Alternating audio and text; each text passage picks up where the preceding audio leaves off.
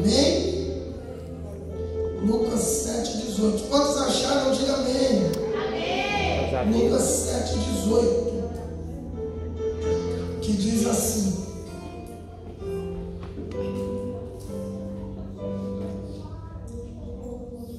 e os discípulos de João disseram para ele todas estas coisas.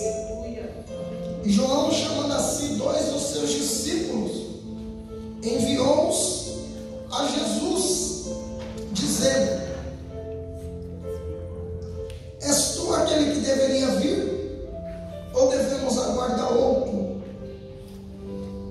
E quando eles chegaram até Jesus, disseram: João, o Batista nos enviou para dizer: és tu aquele que devia vir, ou devemos aguardar por outro? E na mesma hora, Jesus curou a muitos de suas enfermidades e males e espíritos malignos, e a muitos que eram cegos ele deu a visão.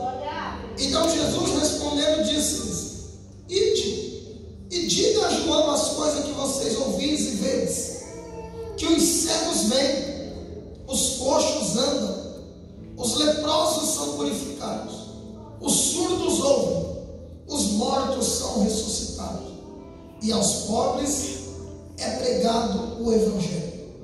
E abençoado é aquele que não se escandalizar em mim. E quando os mensageiros de João partiram, ele começou a falar à multidão acerca de João. O que foste a ver no deserto? Uma cana agitada pelo vento? O que foste ver? Um homem trajado de roupas finas? Eis que os que se vestem com roupas esplêndidas vivem na luxúria, estão nos palácios reais. Mas o que foste ver? Um profeta? Sim, eu vos digo, e muito mais do que um profeta. Este é aquele que está escrito: eis que eu envio o meu mensageiro diante da tua face, que preparará diante de ti o caminho. E eu vos digo que entre os nascidos de mulher não há maior profeta do que João o Batista. Meu Deus. Mas aquele que é o menor no reino de Deus é maior do que ele. Podemos assentar. Vou dar uma imagem aí.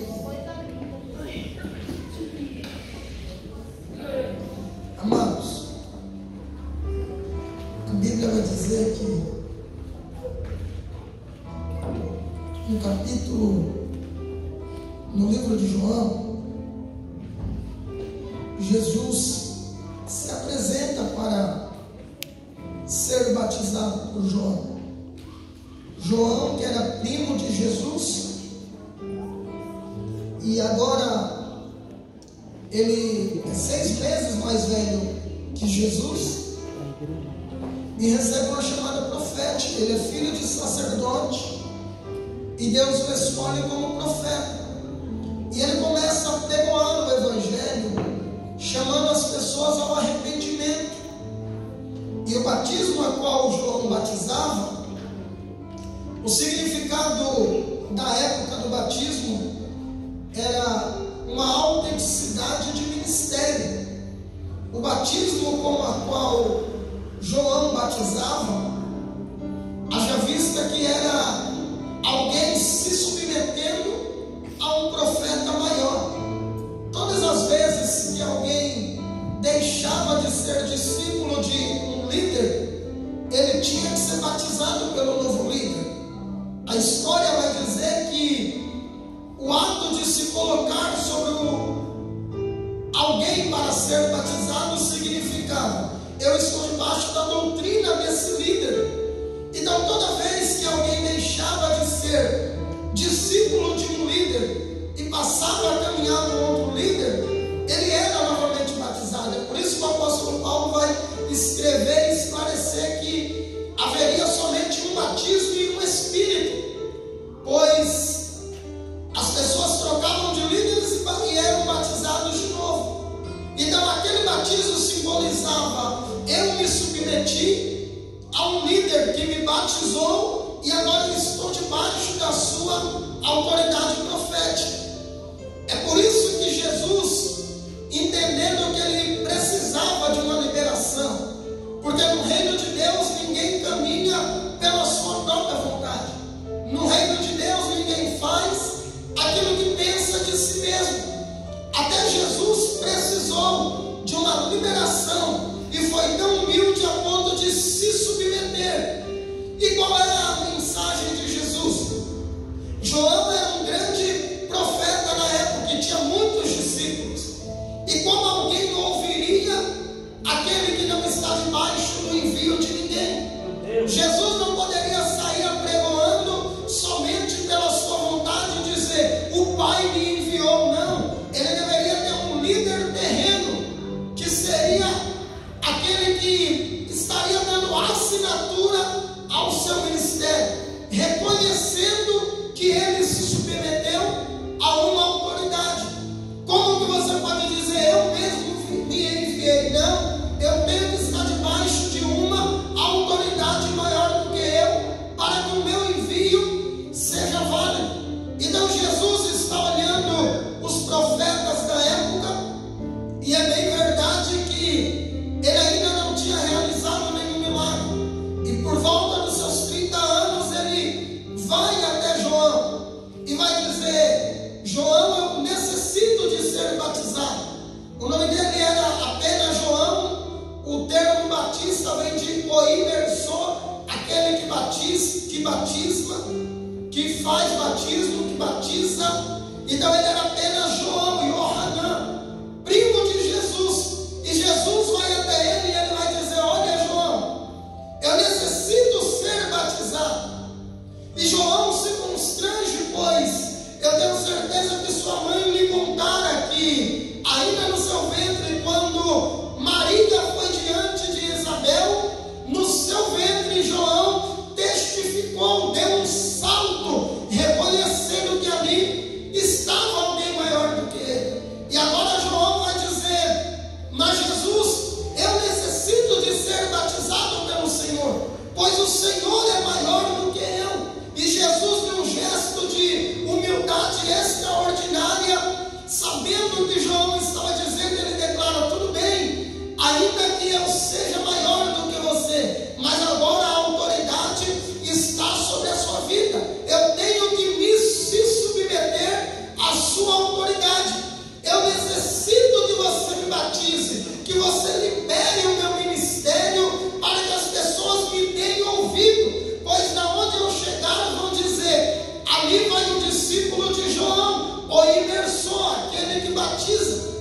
Então João agora batiza Jesus, e Deus tinha dito a João, a história vai dizer que através de seu pai, que era sacerdote, Deus vai dizer: esse menino vai batizar muitas vidas, ou seja, ele vai ser líder de muitos, mas aquele que ele vir o Espírito descer como uma pomba, esse é o Filho de Deus. O Espírito vai testificar quem é o Filho de Deus. E quando João batiza Jesus, o texto bíblico diz que na hora o Espírito de Deus desce sobre Jesus em forma de pomba, e nos céus uma voz diz: este é o meu Filho, a qual eu tenho prazer. Deus testificou que Jesus era seu filho. João se maravilha, e no outro dia ele continua batizando no Jordão e vai dizer para os seus discípulos: eis o Cordeiro de Deus que tira o pecado do mundo. Alguns vão olhar para João e vão mandar perguntar: é você que é Jesus?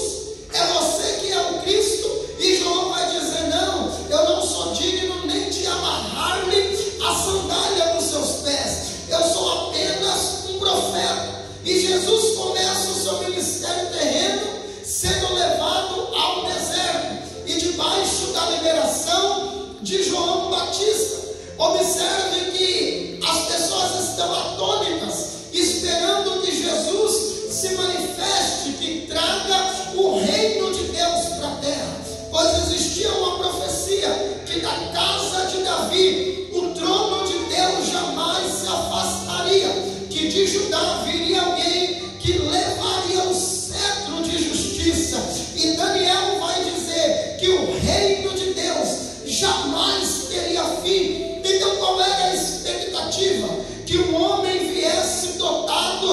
de poder e autoridade, que combatesse o domínio romano, que trouxesse o poder ao fio da espada, aos moldes de Davi, que com a sua espada e seus guerreiros defendeu a nação de Israel. A expectativa era grande, os estudiosos olhavam as profecias esperando que esse Salvador se revelasse, e agora eles estão olhando para a genealogia de Davi, e como que se dizendo, desta família virá o Salvador de Israel. É bem verdade que a genealogia humana é atestada pelo pai, a genealogia de tribo atestada pela mãe judia. Então eles estão olhando e dizendo, esse menino tem que ser da linhagem real, de um pai da tribo de Judá e de uma mãe da tribo de Judá. E a expectativa agora, João testifica e começa a correr a notícia, a ponto de André, que é irmão de Pedro, era discípulo de João, e quando ele ouve que Jesus é o Messias, ele diz, João, abençoa a minha vida, pois eu andarei agora debaixo do discipulado de Jesus. João também é outro, que é discípulo de João Batista. Não confunda o João apóstolo com João o Batista. E esse João agora, ele deixa o discipulado de João Batista e tem Jesus como seu líder. Eles entendem que chegou agora alguém que era maior do que João Batista, mas esses homens precisavam de sinais de poder dos céus, e Jesus começa no seu primeiro milagre, numa festa de casamento, pegando um cenário de derrota, onde o vinho havia acabado, onde os noivos seriam envergonhados. Imagine, você faz uma festa e acaba a Coca-Cola antes de todo mundo se servir. Era um escândalo para a época, e Jesus está olhando um cenário de derrota e dizendo, ainda não é chegado a minha hora. O que Jesus estava dizendo? Às vezes eu estou presente, mas só me manifesto na hora certa. Então no momento exato, ele manda encher os vasos de água e transforma em vinho. Ele estava dizendo, quando chega o momento certo, na onde tinha tristeza, eu trago alegria, na onde não tinha esperança, eu trago expectativa, na onde tinha lágrima de derrota, eu trago sorrisos de vitória. Jesus traz algo novo nesse contexto, e esses homens começam a crescer, a multidão dos que servem a Jesus.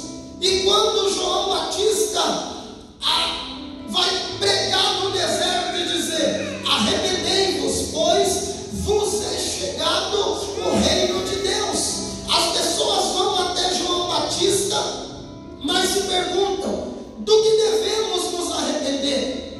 Será que nós temos um futuro que nos condena? E João Batista vai dizer, até quando vocês fugirão da ira vindoura? Ou seja, eles se batizavam não para estar com Cristo, mas para fugir do castigo. E João está dizendo, não tenha medo do castigo, mas tenha prazer em se relacionar com Jesus.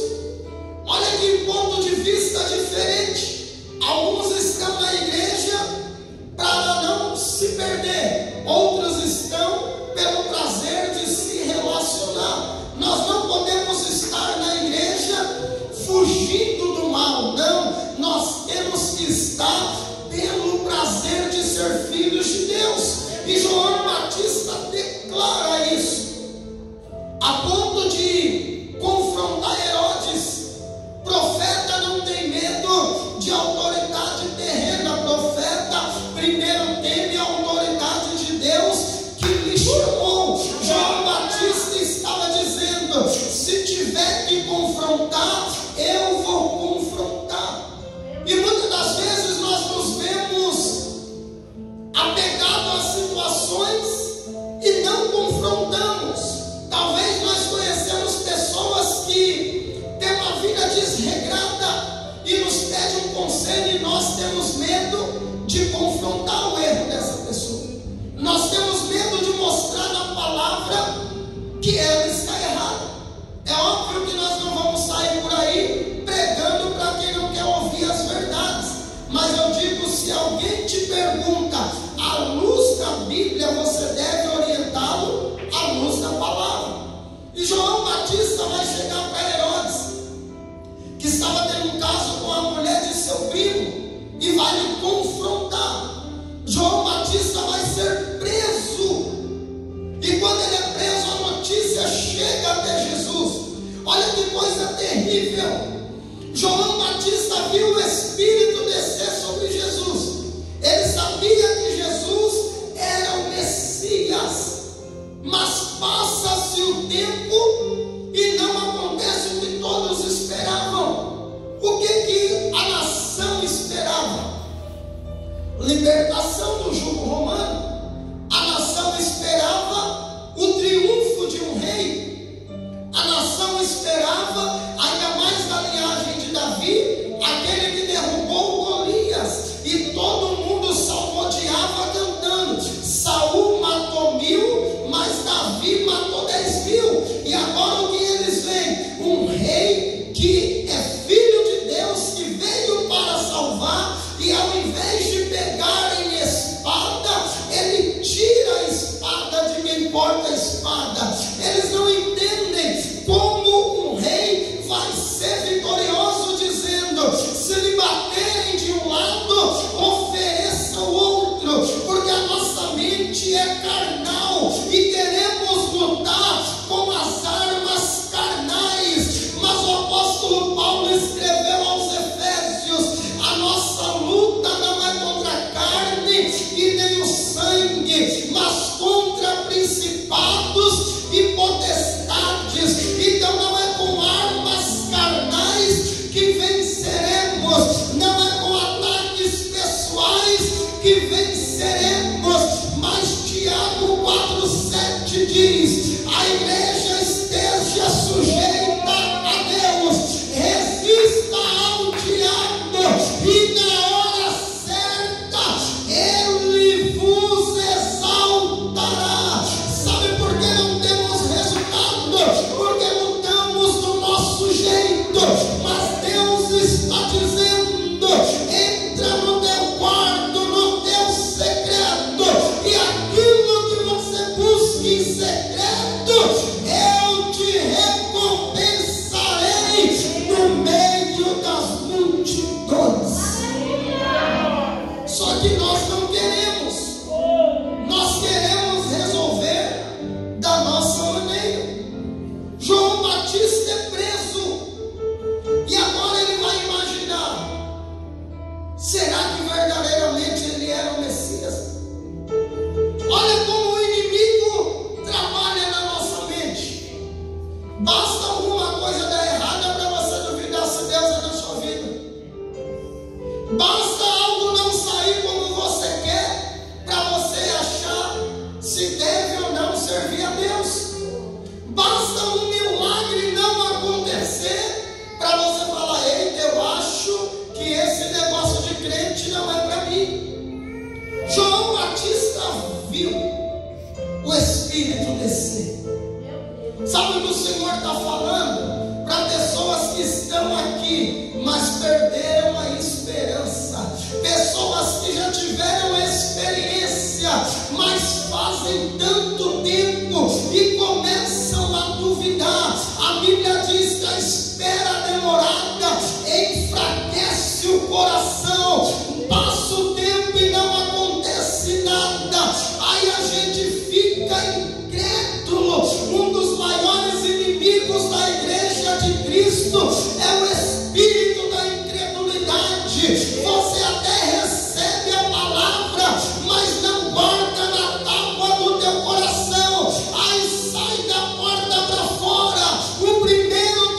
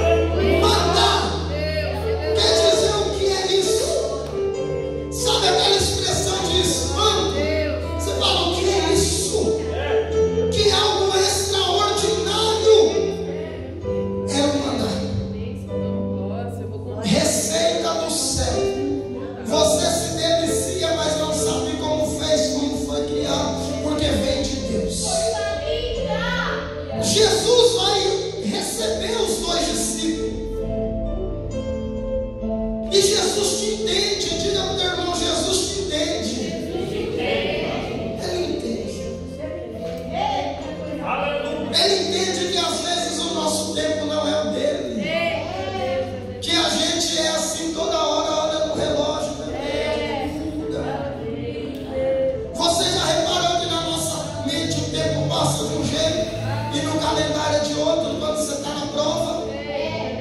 Você fala, eu nem lembro quando eu entrei na prova, mas você anotar tem 2 dias. É que a prova é tão grande que o tempo passa lento. Sim ou não? Sim. Vai mesmo no médico, você fala, já deve estar no meu número. Você vai lá e mandou 1. Aí você vai lá na recepção, nossa, eu cheguei aqui tal hora e não chamou ninguém ainda. Porque nós estamos aflitos, estamos numa situação difícil. Quando o dinheiro acaba, quando o armário está vazio, você fala, meu Deus, não chega o dia do pagamento, mas o dia das contas chega rapidinho. Mal você paga, já tem a outra chegando. Só esse mês para pagar a conta é de 15 dias, mas vai receber salário de 40. Porque momentos ruins parece que demoram para passar. E aí a gente acha que Deus não está vendo. A gente lê a história da mulher do fluxo de sangue, em um versículo só resume. Diz que ela sofria há 12 anos. Não é rapidinho para ler? Mas só ela sabe o que ela passou. É muito fácil a gente falar, meu irmão, essa prova é pequena. A gente pode dizer que é pequena para o nosso Deus, amém? Mas só Ele sabe o peso da situação. Mas ei, meu lindão, não se faça de vítima do acaso. Ah, eu vou morrer nessa prova. Não, você vai levantar a cabeça e dizer, eu vou levar os pés da cruz, porque a minha esperança é viva. Até o mundo diz, a esperança é a última que morre. Diga para o teu irmão, não é você que vai morrer antes. A esperança é viva. Jesus está ouvindo. Olha que terrível, eu quero que você tente imaginar. Quando a gente se converte, você vem para a igreja numa situação difícil. Aí Jesus te abraça. Aí você pensa assim, esse é o melhor lugar, sim ou não? Eu nunca mais vou sair daqui. Aí a gente te abraça, senta eles na frente, já manda eles aí na primeira cadeira para eles acostumarem. A gente fica feliz. Jesus é comigo. Bastou vir o primeiro problema, a gente já começa a pensar, eu acho que aquele dia eu me emocionei, Deus é tão comigo assim. Sim ou não? Problemas querem tirar o foco do nosso Deus. Situação que foge do meu e do teu controle. Como se no mundo a gente não tivesse problema. Tem gente que fala, pastor, vou sair da igreja, minha vida não muda. E no mundo? Muda para pior. Cada dia um abismo novo, sim ou não? Pastor, minha vida não está como eu queria. É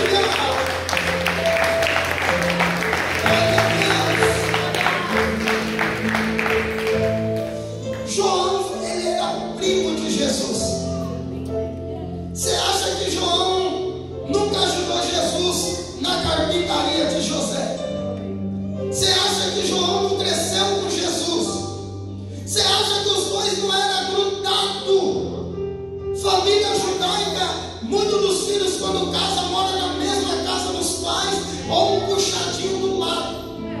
As casas judaicas da época tinham 2 cômodos apenas. Um quarto grandão que todo mundo dormia e uma cozinha para fazer as refeições. As famílias grandes comiam no quintal porque eram famílias de pastores ou de lavradores, então tinham quintais grandes. Isso a história diz. Uma porta na entrada, uma janela em cada cômodo apenas. Famílias eram muito próximas. Com certeza eles brincaram juntos. Com certeza eles tinham intimidade. Só que na hora da crise o próprio primo duvidou se era ele. Sabe qual é o mal, queridos? Não é a questão da dúvida.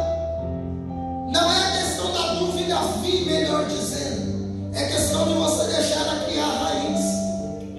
Eu sempre costumo dizer que você não pode impedir um passarinho de pousar na sua cabeça. Mas você pode impedir ele de fazer ninho e fazer cocô nela. Quem está entendendo diz amém. Amém. Se um passarinho pousa, você não pode impedir. Amém? Amém. Pousou. Você vai fazer o quê? Enxotá-lo. Você vai esperar ele pegar um gravetinho e fazer ninho, botar ovo e sentar assim para não cair. Você vai esperar ele fazer cocô na sua cabeça. Pastor, o que isso tem a ver? Você não pode impedir o mau pensamento divino. Ele é como flecha, dardos inflamados. Sim ou não? Sim. Mas se você está num campo de batalha e está vindo dardos, para que serve o escudo? Você vai ficar assim. Se Deus é comigo, não me atira. Diga para o teu irmão, Deus te deu armadura. Você não está desprotegido na guerra. A Bíblia diz: pegai sobretudo o escudo da fé para se defender dos dardos inflamados de Satanás. Jesus está dizendo: pode até vir o pensamento, mas quando vier, você vai dizer: Satanás, por um caminho você veio, mas por 7 você sai, porque o escudo da fé me defende. Não deixe. Diga para o teu irmão: tira esse corvo de cima da tua cabeça. O corvo do inimigo. Porque o de Deus traz pão, traz provisão, mas o inimigo traz peso e maldição.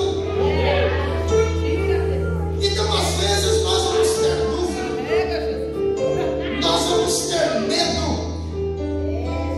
Você acha que um soldado vai para a guerra sem medo? Só que ele tem que ir. A questão muitas das vezes não é o que você sente, é o que você faz. Você não é o que você diz, você é o que você faz. A Bíblia vai dizer que um homem tinha 2 filhos. Quantos filhos? E disse a um: faça-me um favor. E ele disse: eu não. Aí o pai pede para o homem e ele diz: beleza, pai, eu vou. Quando o pai volta, o que disse que não fazia, fez. E o que disse que iria, não foi. Quem agradou o pai? O que fez ou o que falou? Não adianta a gente falar e não fazer. Eu confio. Aí na primeira onda que vem, a minha misericórdia, o Senhor me esqueceu, eu vou morrer. Eu confio. Ao médico diz: ó, tem que fazer outro exame. Já quer encomendar o caixão. Ajuda aí, Jesus. Ansioso. Não confia de verdade. O resultado é para daqui um mês a pessoa está morrendo por antecipação. João manda perguntar. Aí Jesus é lindo. E quem é que fala mal de si com a sua boca? Ninguém. Aí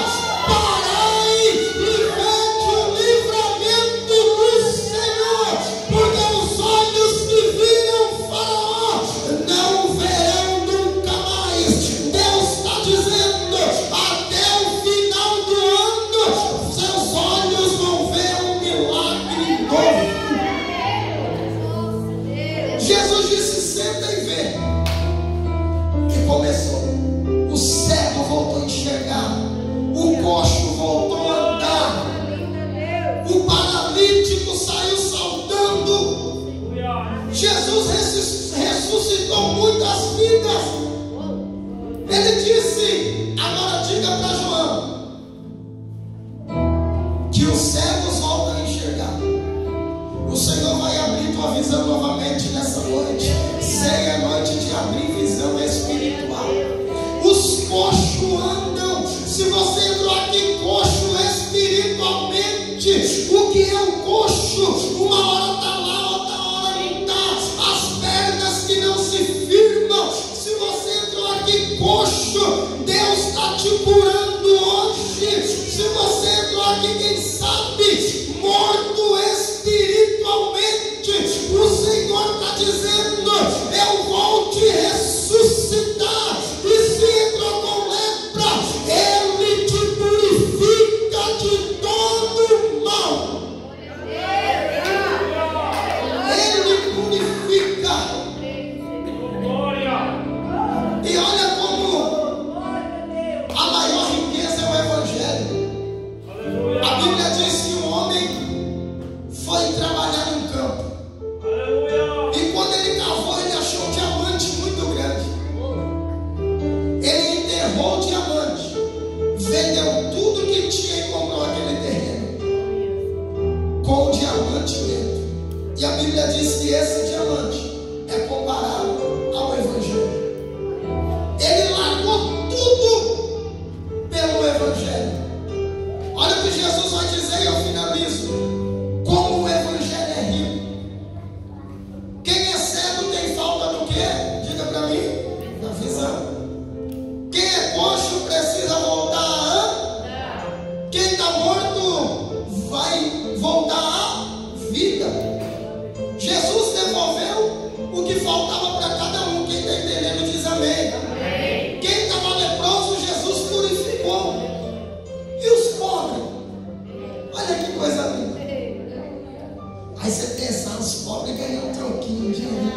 Não. Aos pobres é pregado o Evangelho. Evangelho quer dizer boas novas. Sabe o que o Senhor está dizendo?